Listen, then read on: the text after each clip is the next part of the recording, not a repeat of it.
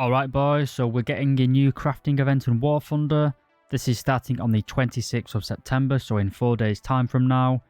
It's obviously a crafting event compared to the previous score point events, so it is going to be quite hard to grind and complete this mission. We have 1 premium vehicle and 3 event vehicles. The premium is a low tier which you will have to craft 1 of the things for. And if you want to get any of the 3 other vehicles, you will have to get you're going to have to build 3 of like the event things. So I said there were 4 vehicles, and our low tier premium is the KI-48-2. This is a light bomber coming in the low ranks of the Japanese tech tree, probably around battle rating 3.7. It also carries the KI-148, which is a late World War II air-to-ground missile, almost certainly being guided by a radio command, similar to the German Flieger X thing, whatever it's called, the missile that they used to sink the Roma, well, radio guided bomb technically I guess. So this is quite a nice little low tier vehicle. I don't think it's going to be amazing. The missile is a big gimmick. I'm probably going to just use it with the bombs, to be honest, because it's probably a lot more reliable and ground realistic. You can only carry 1 of these obviously.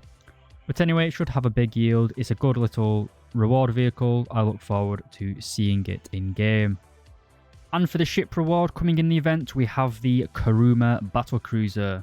Now in my opinion, this isn't really a battle cruiser, it's more of an armoured cruiser, which is like a pre-World War I. Well, it was in World War I as well. Anyway, don't want to get off topic. It's kind of similar to a pre-dreadnought. It's got 2 turrets with main caliber guns, and the rest are like secondary and tertiary batteries. My dog just yawned if you can hear that. Anyway, this is probably going to be something like 6.3. It's not going to be great in my opinion. Maybe you can use it to bully some heavy cruisers, but alright for all the Air RB pilots. Well, I guess ground RB as well with this case. But the main Air reward coming in this event is the F100F Super Sabre. This is a tandem seat Sabre, which means it's going to be heavier. This is more configured to ground strike. We do lose 2 of the 20mm cannons found in the nose, giving us 2 20mm guns really. These are still effective, but you're a heavier plane with less forward firepower now, so you aren't going to be as good in dogfights. What you do carry though is more air-to-ground ordnance, as well as what I'm presuming is going to be 4 AIM-9Es. It's worth noting though that this plane is almost likely going to be a battle rating 9.3 aircraft, which puts it at a bit of a weird battle rating because it's at the battle rating where you're seeing enemy air-to-air missiles, but you do not get any flares. So you can get up to like that 10.0 area where you will get yeeted by an R6DM. Even though we lose the 2 guns though, we still make up for that with the addition of some air-to-ground loadouts. We get the folding fin rockets, the bullpups, as well as certain types of bombs. We get some high drag bombs as well as just regular ones. The problem at 9.3 for the Chinese tech tree is that it doesn't really have a lineup.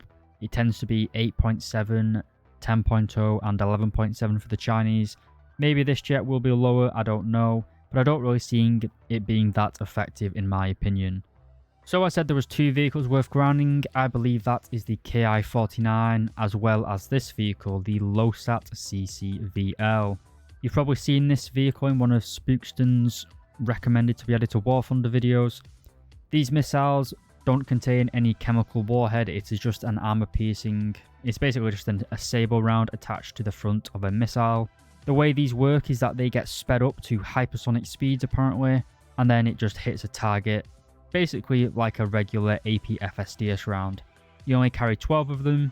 This turret cannot elevate up or down, so you kind of have to be on flat terrain to fire it, and it obviously only works if you give the missile enough distance to reach those high speeds. So at close range, it's going to do basically no damage whatsoever. We also have a 50 caliber machine gun for close-in defense purposes, but this obviously is only really going to be effective against open-top vehicles and some of the early helicopters. Well, I think that this tank will be effective in long-range engagements on some maps like the marginal lines, like big wide open maps like that. I don't think it's going to be very effective in obviously urban maps. I would recommend people grind this vehicle though. It is going to be a rare vehicle given the nature of, well, the tedious nature of crafting events. It's also going to be worth quite a lot on the Gaijin store, I imagine, or the Gaijin marketplace. It's quite a unique vehicle, so they always do sell well after the fact. Don't be selling it as soon as you can. Sell it 2 years after like the event ends, and you will get a lot of Gaijin coins. This is the vehicle that I will be grinding towards. I wouldn't recommend the plane, the saber, or the ship.